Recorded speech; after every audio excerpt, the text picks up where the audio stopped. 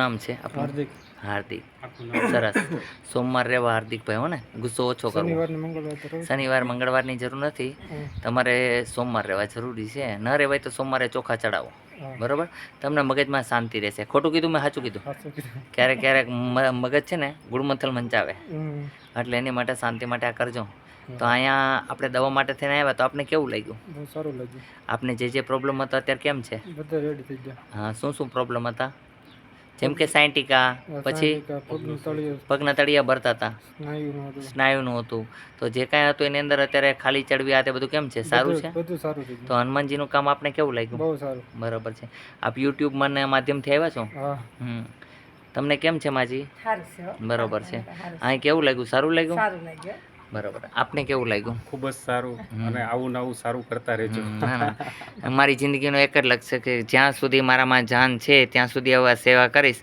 And સમયની અંદર એ પણ એક વાત કહું છું કે મારા પ્રાણથી કોઈની જિંદગી બચે તો આપવા તૈયાર છું.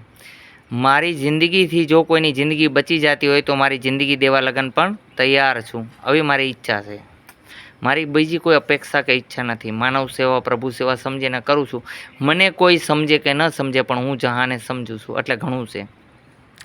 આજ મારી તમન્ના, આજ મારી ઈચ્છા છે, બીજી કોઈ ઈચ્છા નથી. અહીંયા આવવા માટે આટકોટથી ગરણીથી થોરખાંડ રોડ ઉપર આદેશ આશ્રમ આવેલો છે. અહીંનો સમય છે સવારે 9 થી 12, સાંજે 4 થી 6. અહીંયા જમવાની વ્યવસ્થા હમણાં ટૂંક સમયની અંદર થઈ જશે. અત્યારે માણસોને ઘણા બધાને વાત કરી છે, જો કોઈ આવશે તો અહીંયા દાળ ભાત શાક રોટલી જમાડશે. જેમ કે સત્તાધાર વીરપુરમાં મળે છે એ પ્રમાણે અહીંથી પણ સરસ મજાનું જમવાનું મળશે અને ચાની વ્યવસ્થા થશે. અત્યારે હું નાની વ્યક્તિ હોવાને કારણે આટલું તો કરી શકું છું હનુમાનજીના કહેવાથી કે અહીંયા ગાંઠિયા અને લાડવા તો નિત્ય મળે જ છે બપોરના સમય ભરપેટ. એવું નથી કે એક લાડવો આપી દીધો ને થોડા ગાંઠિયા આપી દીધા તો હાલી ગયું, એવું નહીં. ભરપેટ જમવાની છૂટ છે, જેટલું જમવું એટલું જમે. પણ છતાંય મને એમ થાય કે એનાથી શરદી થાય, કાંઈ તકલીફ પડે, એ માટે થઈને મારી ઈચ્છા છે રોટલીને શાક ખવડાવવાની. તો અહીંયા કોઈ માણસો સેવા માટે આવશે તો મારી આવી ઈચ્છા છે 2 થી 3 દિવસમાં. હવે ચાનું તો મેં ગોઠવું છે, એક મશીન મગાવ્યું છે કે જેની અંદર ચા બને તો ચા પી શકે.